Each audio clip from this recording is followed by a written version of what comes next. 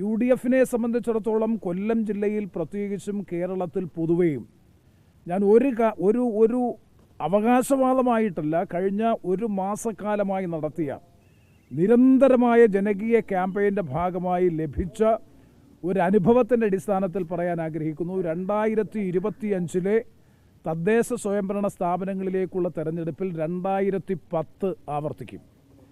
2010 സമീപകാല ചരിത്രത്തിൽ കേരളത്തിൽ UDF 50% തദ്ദേശ സ്വയംഭരണ സ്ഥാപനങ്ങളിൽ അധികാരത്തിൽ വന്നത് 2010.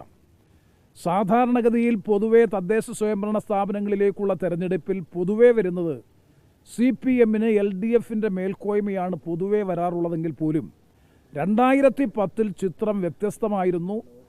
50% തദ്ദേശ സ്വയംഭരണ സ്ഥാപനങ്ങളിൽ UDF ആധിപത്യം നേടി ഭരണത്തിൽ വന്നു. 2025 ഈ പ്രാവശ്യം നടക്കുന്ന ഇന്ന് ആരംഭിക്കുന്ന ഈ പോളിംഗിൽ ഒരു സംശയവും വേണ്ട, 2025 50% തദ്ദേശ സ്വയംഭരണ സ്ഥാപനങ്ങളുടെ ഭരണസാരഥ്യം ഏറ്റെടുത്തുകൊണ്ട് UDF വൻപിച്ച മുന്നേറ്റം കേരളത്തിൽ ഈ തെരഞ്ഞെടുപ്പിൽ നടത്തും. 2020 അപേക്ഷിച്ചൊരു വലിയ മുന്നേറ്റമായിരിക്കും.